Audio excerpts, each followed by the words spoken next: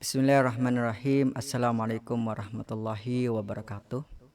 Alhamdulillah, segala puji bagi Allah yang telah melimpahkan segala macam nikmat kepada kita semua, sehingga pada kesempatan kali ini kita masih sehat, masih bisa beraktivitas, dan juga masih bisa berjumpa lagi di channel ini.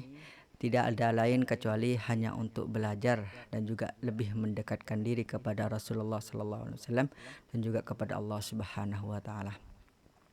Kali ini saya akan menjelaskan tentang ilmu nahwu, tentang bab kalam atau jumlah mufidah dengan metode nahwu, metode umi.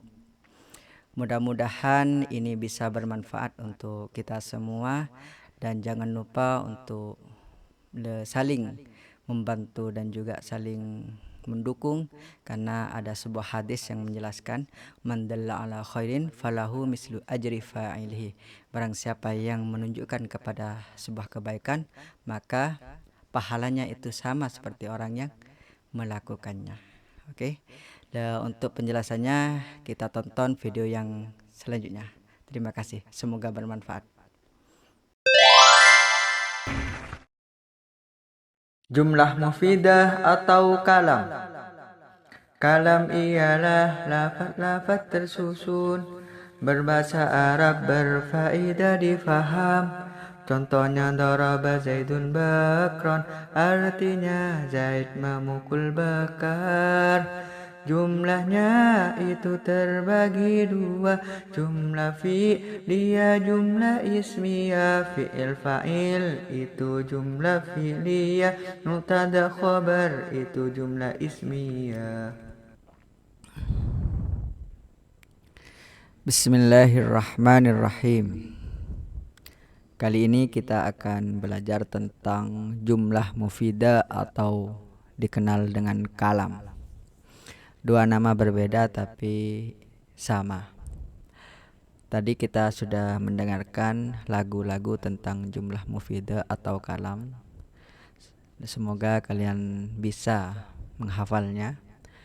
Dan untuk sekarang kita melanjutkan kepada penjelasannya. Penjelasan. Jumlah mufidah atau kalam ialah lafaz yang tersusun. Arti tersusun adalah dua lafaz atau lebih berbahasa Arab dan berfaedah dapat difahami. Jadi kita pahami jumlah mufidah atau kalam adalah lafaz-lafaz yang tersusun. Tersusun ini dalam kurun dua lafaz atau lebih dan berbahasa Arab dan juga dapat difahami. Jadi ketika sebuah lafaz bisa dikatakan kalam atau jumlah mufidah kalau lafaznya tersebut tersusun lebih dari satu, baik itu dua ataupun tiga, seterusnya, dan juga berbahasa Arab, dan yang terakhir adalah difahami. Contohnya daraba Zaidun bakron. Daraba Zaidun bakron yang mempunyai arti Zaid memukul bakar. Ini bisa dikatakan kalam karena pertama sudah tersusun melebihi dari satu lafaz. Lafaz pertama,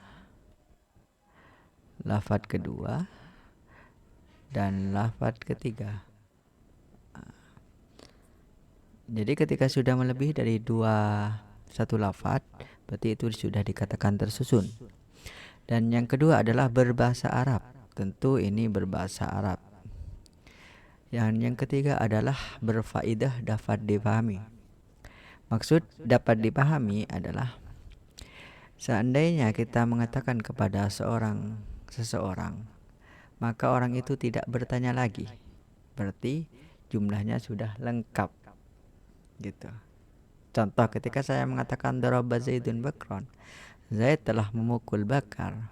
Nanti pendengar akan paham bahwa ada Zaid memukul bakar. Mereka tidak akan bertanya lagi. Beda halnya kalau tidak berfaedah, seperti contoh daraba Zaidun. Di sini daraba Zaidun yang artinya Zaid memukul.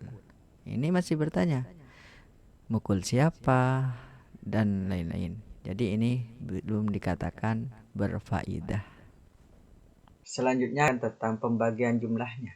Tadi sudah disinggung dalam lagu kalam atau jumlah mufidah bahwa jumlahnya itu ada dua. Pertama jumlah fi'liyah dan kedua jumlah ismiyah. Jumlah fi'liyah adalah jumlah yang tersusun dari fi'il fa'il. Sedangkan jumlah ismiyah adalah jumlah yang tersusun dari mubtada dan khabar. Namun dalam bab ini tidak mendalami tentang pembahasan keduanya, lebih fokus kepada pembahasan kalam dan jumlah mufidah. Karena keduanya nanti akan ada pembahasan tersendiri di bab lain. Di tabel 2 ini ada perbandingan antara berfaedah dan tidak berfaedah. Di sini ini menjelaskan tentang yang berfaedah, sedangkan ini tidak berfaedah. Bisa kita pahami ketika kita mengatakan daraba Zaidun Bakran. Zaid memukul Bakar. Kurang. Zaid memukul Bakar. Jelas ini. Pendengar tidak akan bertanya lagi karena sudah jelas bahwa ada informasi bahwa Zaid memukul Bakar. Tapi sebaliknya ketika kita mengatakan daraba Zaidun, Zaid memukul, maka pendengar akan bertanya-tanya, siapakah yang dipukul? Nah, siapakah yang dipukul? Ini akan bertanya-tanya. Dan juga contoh selanjutnya, ro'a Muhammadun kitaban. Muhammad melihat buku. Ini jelas informasinya jelas. Jelas, dapat dipahami. Tidak akan bertanya lagi. Sebaliknya ketika kita mengatakan ro'a Muhammadun, Muhammad melihat, maka ini akan bertanya-tanya, siapakah yang dilihat?